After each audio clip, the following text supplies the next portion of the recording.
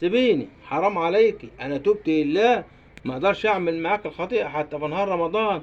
قالت له ما اقدرش استغنى عنك ابدا، ده انا مخلياك البديل ومحل جوزي لما يجي من السفر، انا ادمنتك زي المخدرات. قال لها حرام عليك، انا تبت طب نصوح. قالت له تبت ما تبتش والله العظيم ما اسيبك. وجات متجردة من الثياب وقالت له يا تخش تعمل معايا البغاء والفحشاء والرذيلة، يا اما كده انادي على الجيران واقول ده عمل وسوى. تابعوا الحكاية معايا. بسم الله الرحمن الرحيم، عليه نتوكل وبه نستعين، صلوا على النبي الهادي الكريم. مشاهدي الكرام، نحبكم في الله. حلقة جديدة من برنامج الحكاية وما فيها. الحلقة دي طبعا حدثت بمحافظة السويس.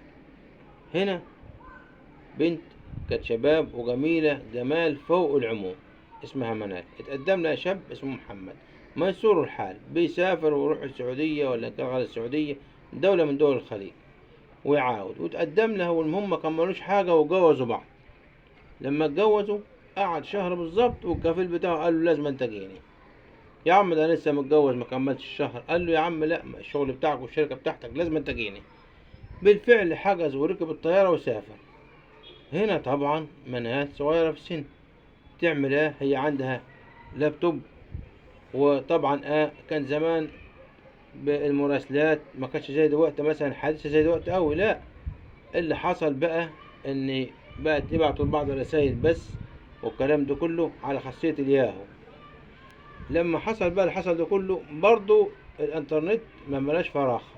بدأت لهم جارة قبل منهم فاتحة في الشقة اللي قبل منهم بالظبط، والجارة دي تروح وتاجي عندها منال، وخدوا على بعض. وجارتها تاجي عندها، كان عندها ولد اسمه عمر في كلية حاسبات ومعلومات، ولد ناضج الجسم وبيلعب رياضة، ويعني القوام بتاعه رشيق، وما شاء الله شكله جميل يعني، حسن حسن المنظر. فالمهم بدأت بقى النظرات واللمحات بدأت تلبس له خفيف وتتزين له ساعة تروح عندهم. بدأت فنظرة فابتسامة فموعدا فلقاء، لحد ما جت في يوم من الأيام قالت له يا عمر، الولد اسمه عمر، تعالى صلح لي الكمبيوتر بتاعي، اللابتوب بتاعي عشان ده خربان. عمر ما كدبش خبر وراح لها.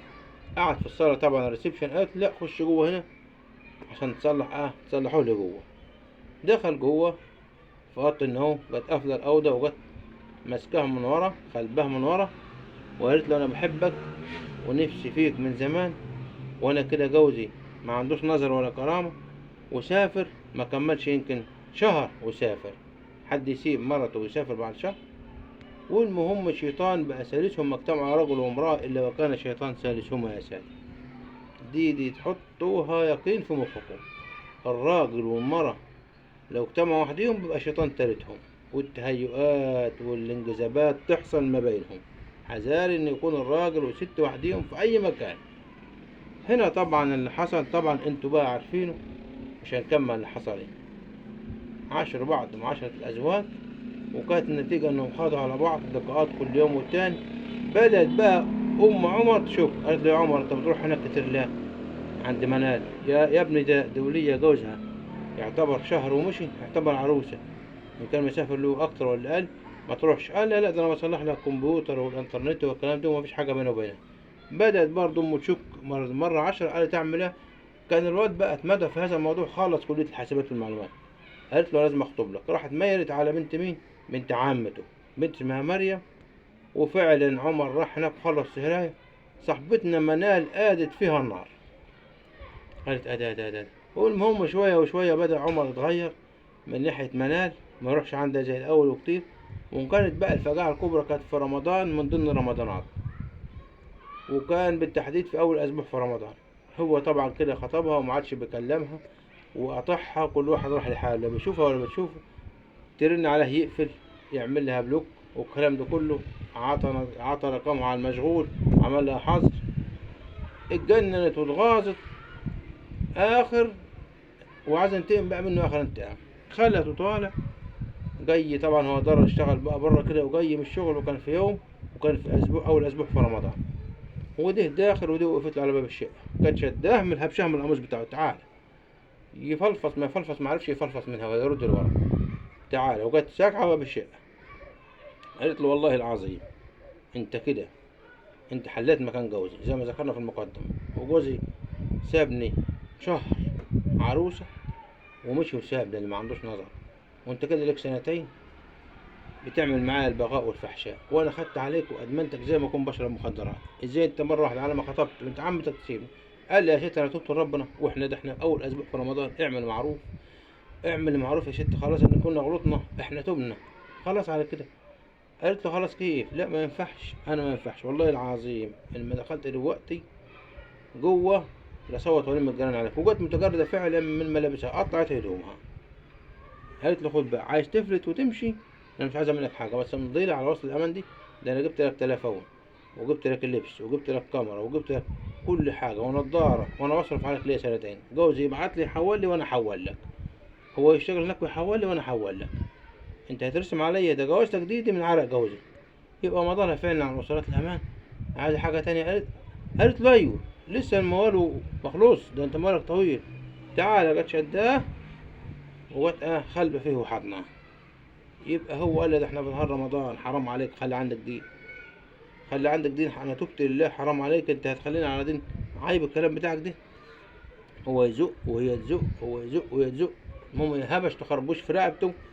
لما هبش تخربوش الخربوش حرقه، هو انقض عليها وانهال عليها خانقها، هي تخنق وهو يخنق، المهم ماتت في ايده، ما عطتش منطق. لما وقعت ماتت في ايده طلع يجري من على السلم، كان الجيران قابلوه رايح فجأة من قعدوا يمسكوه ولا هاربا. الحكومة جات والدنيا انتشرت، خدوا الولية دخلوا لقاها متجردة من ملابسها وعريانة، خدوها على المستشفى ووضعوها في سلكة الموت.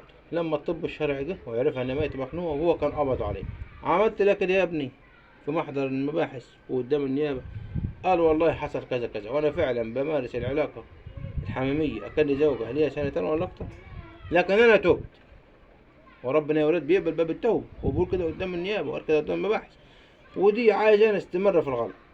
يا ست حد الله بيني وبينك كان ايمان، يبقى حمل كذا ومضت لي على وصولات امان، وبعد ده كله اخر المواخير احتجرت من ملابسها قدام وانا شاب خاطب وعايز اتوب. لما خربشتني كيدت منها، خنقتها، عزفلت منها، ماتت في ايدي وانا ما قصديش. هنا طبعا القضاة شفعوا له واكرموه، عطاه 25 سنة. بعد ما تصلوا على النبي وتشيروا الفيديو عشان نستمر في تقديم مثل هذا المحتوى، ونوري للناس ان طريق الغلط اخره غلط، الحرام اخره حرام. ربنا بيستر على العبد مرة واثنين وعشرة، لكن لما ياخده ما يمهلوش ابدا ابدا، لان ربنا يمهل ولا يهمل. شوف سبحان الله وتعالى. هنا بقى اللي حصل انه لما حكى القصة دي كله، القاضي اتعاطف معاه، عطاله 25 سنة، قال له انا هخفف عنك الاعدام واديك 25 سنة عشان انا شفت فيك التوبة والاوبة لله عز وجل. لكن الدروس المستفادة يا سادة من مثل هذا التقديم، انا اتقدم واحد لبنتي وقعد شهر وقال انا هسافر، واجب على الزوجة تسافر ليه؟ تاخدني معاك، يا اما تصبر الشغل هيروح، الراح هاجي غيره، الدنيا ما طارتش. وبرضه ابو الزوجة يقول له، وابو الزوج يقول له ما ينفعش، ما ينفعش ان زوجة تقعد شهر وجوزها يسيبها ويسافر. لا اله الا الله. في زمن هذا الفتن وزمن الانترنت والكلام ده كله، القصة دي حدثت في 2017 يا سادة، ومحافظة السويس كما ذكرناها بالفعل. هنا طبعا اللي حصل لما الواحد يسافر ويسيب واحدة شهر ولا شهرين ويسيبها كده، وهي بص، في نساوين بتصبر وفي نساوين ما بتقدرش تمسك الغرائز بتاعتها، في نساوين شهوانية كما في رجالة شهوانية.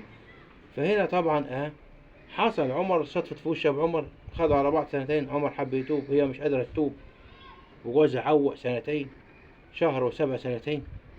حصل اللي حصل، ماتت في نهار رمضان، وهو خد 25 سنة، اعتبر 25 سنة زي إعدام. حل إن بقى على ما يطلع يكون شعره شاب، ولا كان ما طلعش من السجن. ودي الحكاية بتاع النهاردة اللي حبينا نحكيها للسادة المشاهدين.